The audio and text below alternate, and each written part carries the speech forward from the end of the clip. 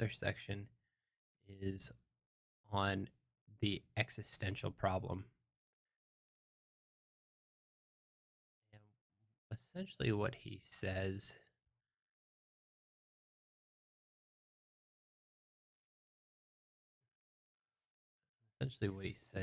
is that, um, well, we'll just dive into it. Let's see, maybe we should start a little bit further back.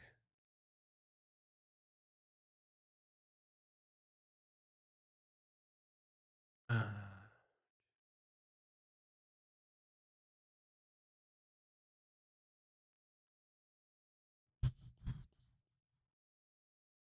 let's start here.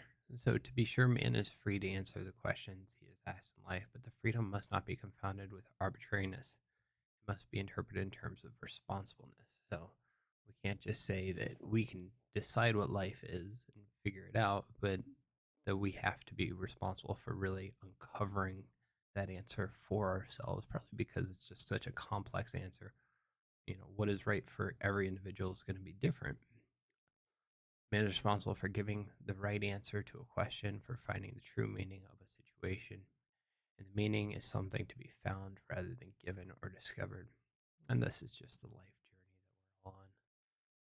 Krama and Mahalik point out that finding meaning in a situation has something to do with a gestalt perception. The situation 7 plus 7 is a system with a lacuna, like things like this. I don't even know what a lacuna is. A gap. There you go. Thanks for explaining it. Possible to fill the gap with various ways. One is 14. Corresponds, fits the gap, is what's structurally demanded in this place with its function in the whole. It does just the situation where others do not, which means that there's a lot of ways you could fit that in. And I assume they're saying, like, you don't have to come to the conclusion that 7 plus 7 is 14. You could come to the conclusion that 7 plus 7 is 13 plus 1, or 15 minus 1, or any variation of that suits you, as long as it fits that requirement. I think that's kind of what he's saying about uncovering life. I have said that meaning cannot be given arbitrarily, but must be found responsibly, as I've said. As well, it must be sought for conscientiously, and the fact that man is guided for a search for meaning by conscience. Be defined as the intuitive capacity of a man to find the meaning out of a situation. I wonder if that's true. I wonder if every situation that we go through, if everybody in every situation tries to find meaning in it. I guess most of the time I think things just happen because they happen. Since this meaning is something unique, it does not fall under a general law, and an intuitive capacity such as conscience is the only means to seize hold of meaning. Gestalts. Oh, I should have started earlier. I have no idea what gestalts is here. Um, Apart from being intuitive, conscience is creative.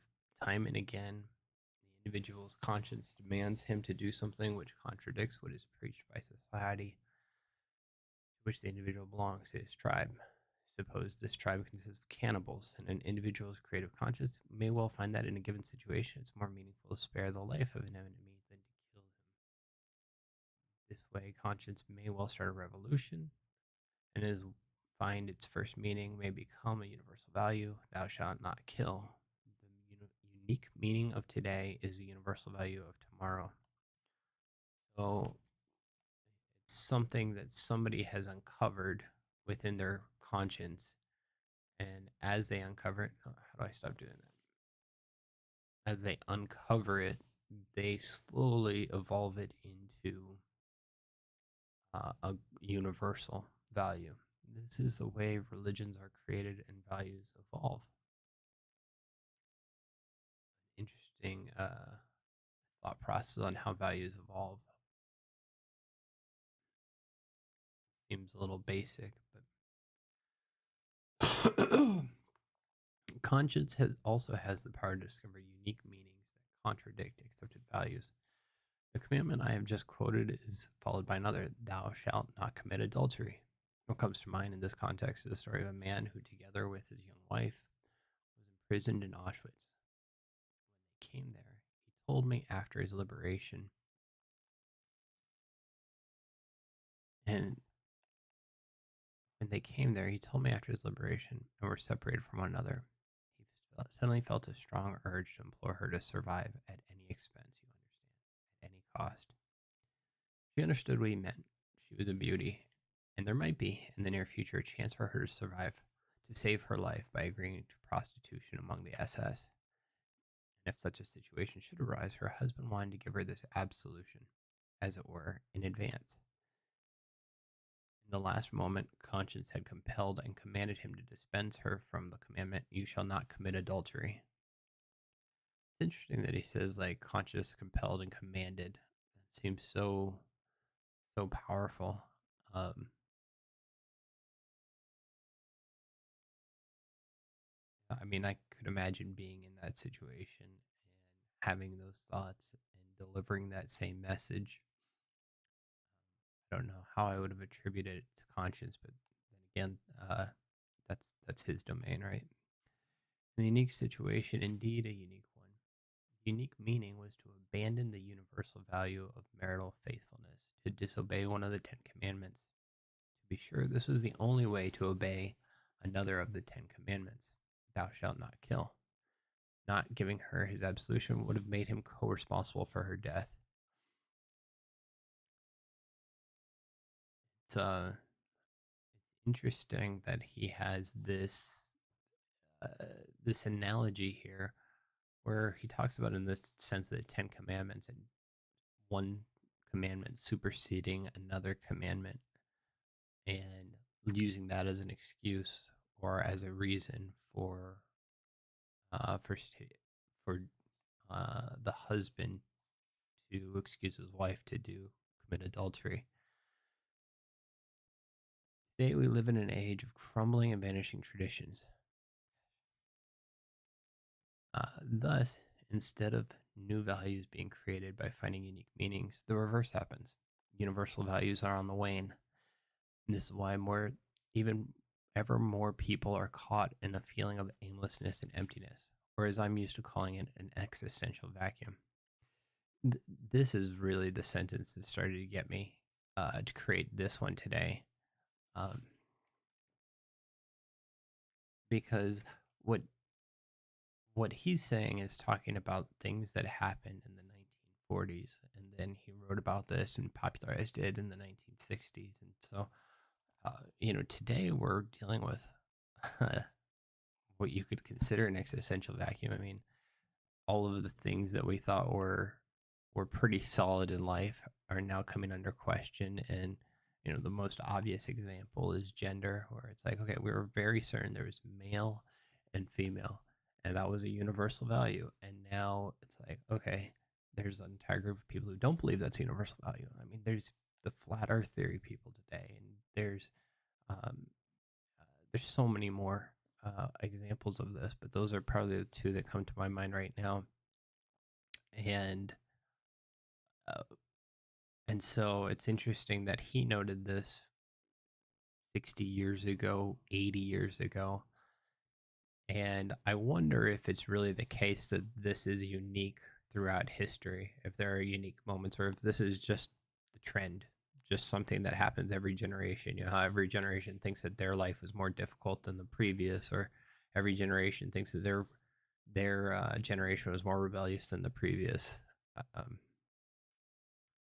anyway, maybe it's not as unique as he makes it seem to be, but it's certainly something we can relate to today.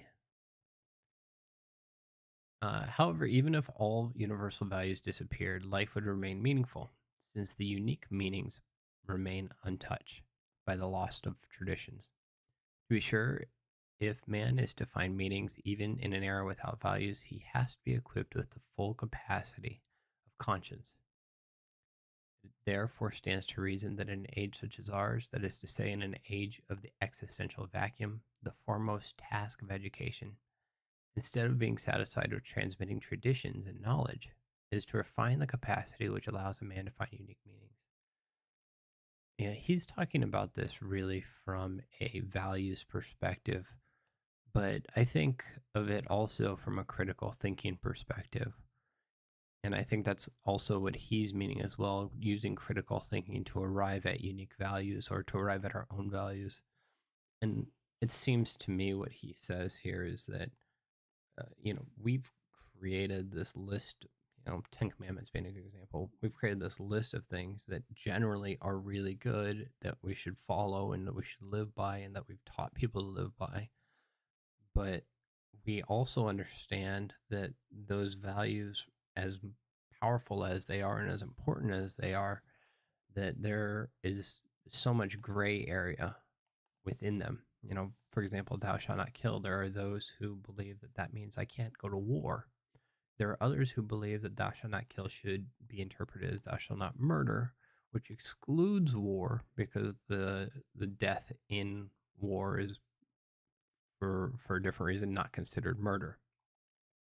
So um, it's basically saying that these universal values need to be looked at more deeply and deconstructed by the individual in order to create this new value, or in order for the individual to arrive at the values that are meaningful for them.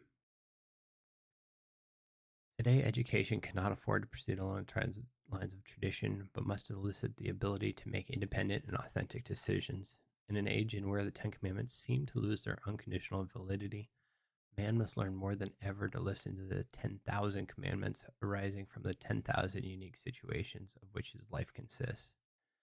And as these commandments he is referred to, and must rely on his conscience.